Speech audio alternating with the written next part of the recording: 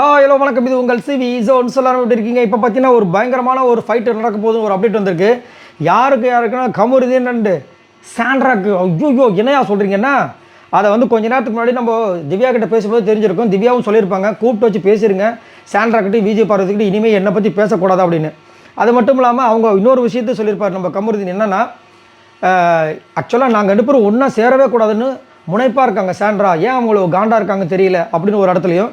நேற்று பார்த்தீங்கன்னா நம்ம விக்ரம் கிட்ட சொல்லியிருப்பார், ஆக்சுவலாக இப்போவும் எனக்கு வந்துட்டு பார்வதி ரொம்ப பிடிக்கும், பார்வதிக்கும் என்னை ரொம்ப பிடிக்கும், ஆனால் எங்கள் ரெண்டு பேருக்கும் கோவம் வந்து எக்ஸ்ட்ரீம் லெவலுக்கு போயிடும், அதுதான் எங்களுக்குள்ளே இருக்கிற பெரிய பிரச்சனை அப்படின்னு சொல்லி அதையும் சொல்லி ஃபீல் பண்ணியிருப்பாப்புல. ஸோ மறுபடியும் ஒன்று சேர்றதுக்கு உண்டான விஷயங்கள் தான் ஆகப்போது போல இருக்குது. அதில் வந்து முட்டுக்கிட்டே இருக்குது சாண்ட்ரா அப்படின்ற மாதிரி கமருதீனோட விஷயங்கள். சரிங்களா? அதே மாதிரி சாண்ட்ராவும் வந்து பிஜேபி ஒரு இடத்துல வந்து செம்மையாக திட்டிருப்பாங்க.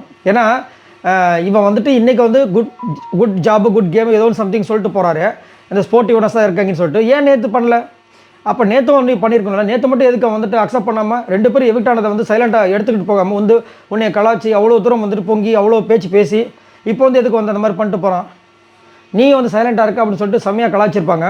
ஆக்சுவலாக ஒரு பக்கம் வந்துட்டு பார்த்தீங்கன்னா விஜய் பார்வதி போய் திரும்ப கமருதீன்கிட்ட பேசுகிற விஷயங்களை பார்க்கும்போது கமருதீன்கிட்ட விஜய் பார்வதி பேசலை, கமருதீன் தான் விஜய் பார்வதிக்கிட்ட வந்து திரும்ப வந்துட்டு பண்ணிகிட்டே இருக்காரு. அது நம்மளுக்கு கிளியராக தெரியுது.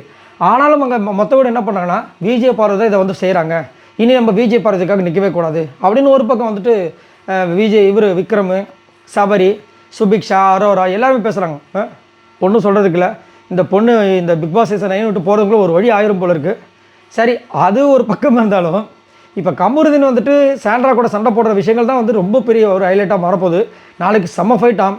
ஏன்னா சாண்ட்ராவும் கமருதீனும் பார்த்தீங்கன்னா ஆல்ரெடி வந்து காலையில் சாண்ட்ரா சொல்லியிருப்பாங்க, அவருக்கு எனக்கு சுத்தமாக செட் ஆகாது, ஏன்னா அவருக்கு வந்து அவரோட விஷயங்கள் எனக்கு சுத்தமாக பிடிக்காது, எனக்கு என்னோட விஷயங்கள் எதுவுமே அவருக்கும் பிடிக்காது. நான் வந்துட்டு ஏன்னா அவரோட அந்த வேர்ட்ஸு அந்த எக்ஸ்ப்ரெஷன் அந்த கோவம்லாம் எனக்கு சுத்தமாக ஆகவே ஆகாது அவர்கிட்ட.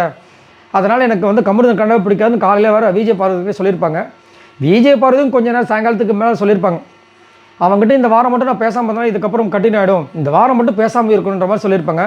ஆனால் எங்கே ஏதோ அந்த காமெடியில் வருமே, இவன் சைலண்டாக இருந்தாலும் அவன் விட மாட்டா போல இருக்குன்ற மாதிரி வந்துட்டு பார்வதி சைலண்டாக இருந்தால் கமருதீன் இப்போ கூட பேசிகிட்டு இருக்காங்க எல்லாரும் வந்து வேணுட்டுமே அங்கே வந்து முன்னாடி உட்காந்து கமருதீன் வந்துட்டு பேசுகிறாரு, ட்ரை பண்ணுறாரு. ஒன்றும் சொல்கிறதுக்கு இல்லை. சரி, இதை பற்றி உங்களோட கருத்துக்களை சொல்லுங்கள். இந்த சண்டையில் வந்துட்டு என்ன ஆக போகுது தெரியல. பாவம் கமருதீனும் சாண்ட்ராவும் பயங்கரமாக முட்டிக்க போகிறாங்களாம். இதில் விஜய் பார்வதி என்ன மாதிரி விஷயத்தை வந்து கொடுக்க போகிறாங்க, அங்கே வந்து சாண்ட்ராக்காக நிற்க போகிறாங்களா இல்லை கமருதீனுக்காக நிற்க போகிறாங்களான்னு தெரியல. இதை பற்றி உங்களோட கருத்துக்களை சொல்லுங்கள் பாய் நண்பர்களே.